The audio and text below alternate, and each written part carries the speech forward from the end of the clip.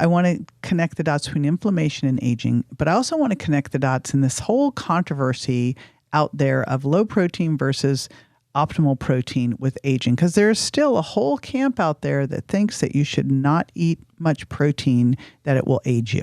Yeah.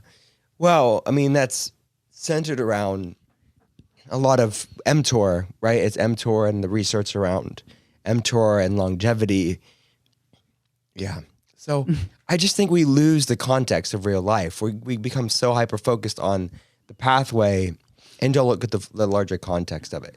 So I think it's oftentimes a both and approach even there. There's a time when we want mTOR to be low, right? I think that there's cyclical times of fasting to upregulate these deep mitochondrial mitophagy pathways and decrease mTOR to allow stem cells to be activated and AMPK to be upregulated and all these amazing pro-antioxidant, pro-health span pathways.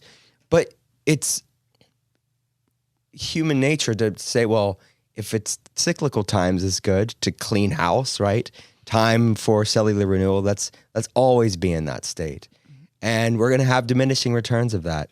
And then you have these people that just look completely translucent and pale and feeble. And it's like they don't look like a picture of health at all. And they've kind of lost sight on it because they sort of worship the pathway versus looking at the larger context of how to be a vibrant human.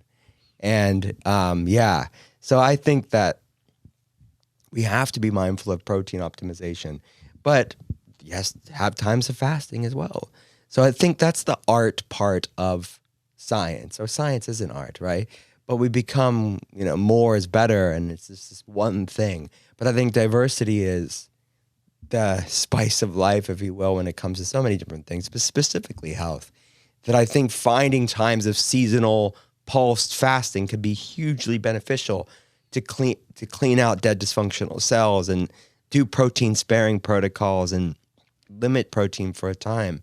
But long term, I think the data is clear that one of the best things you can do for longevity is maintaining lean muscle mass, and making sure we have adequate protein is a significant part of that. Not the only part of that, but it's a significant part of it.